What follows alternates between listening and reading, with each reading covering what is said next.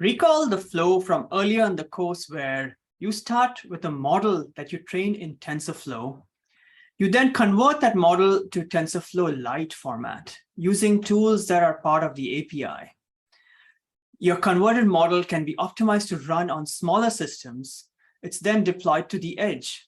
Once it's deployed to the edge, you can make inferences with the model. For you to get the most out of your model, it'll need to be optimized for the edge. And optimization can take place in a number of ways. You can set up optimizations at on the converter when you are converting your model, or you can do post-conversion optimization. In this lesson, we'll look at a couple of these. First of all, let's consider optimization at the point of model conversion. There are a couple of optimizations that you can explore at the converter level. Let's start with the easiest, using its built-in automatic optimization through setting a property. So for example, consider this code where you have a saved model for cats and dogs at the directory indicated. And we'll convert it to a TensorFlow-Lite model by invoking the converter, getting a TFLite file, and then saving that out. So we could introduce optimizations like this by setting the converter optimizations property here. And in this case, I'll set it to tf.lite.optimize.default.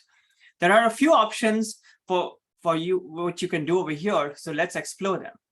Optimize for size, as the name suggests, performs optimizations to make the model as small as possible. And then optimize for latency will perform optimizations that reduce inference time as much as possible. They're both worth experimenting with. And because optimize.default will try to optimize for both of these, it usually works quite well at doing so. So you'll usually get by just using the default, but it's good to know about the others.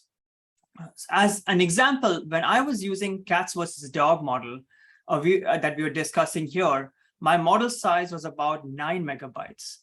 After using the default optimization, it ended up to 2.3 megabytes. Experiments have shown that models can be made up to 4 times smaller with 2 to 3 times speed up. Depending on your model type, there can be a loss in accuracy. So be sure to test thoroughly to see if the losses are acceptable.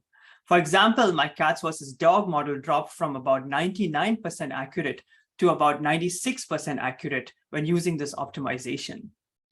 The second method that we explore is quantization through representative data. This changes the weights in the model from 32-bit floating point to 8-bit integer. And this can have a huge impact on model size and latency with a relatively small impact on accuracy. It's particularly powerful for hardware that's optimized for 8-bit integers. So starting with the same code that we just saw, we can set our converter optimizations. And then we can add code to create a representative data set of the values that we want to optimize around. Let's look at this piece by piece. We'll start by taking a sample of our test data from the data set that we initially used to train and test the model. The goal is to have a representative sample of the type of data that the model would expect to see, so the model can be calibrated for ranges of data expected. Then this is wrapped into a function that returns the input values. This type of function is typically called a data generator. So the function name here is representative data generator. Now that you have a data generator that can provide a good example of what type of data the model is expected to run inference on, we will tell the converter to use this as a representative data set for the model. And then we will tell the model that the supported ops should be int 8 by setting the supported ops property like this.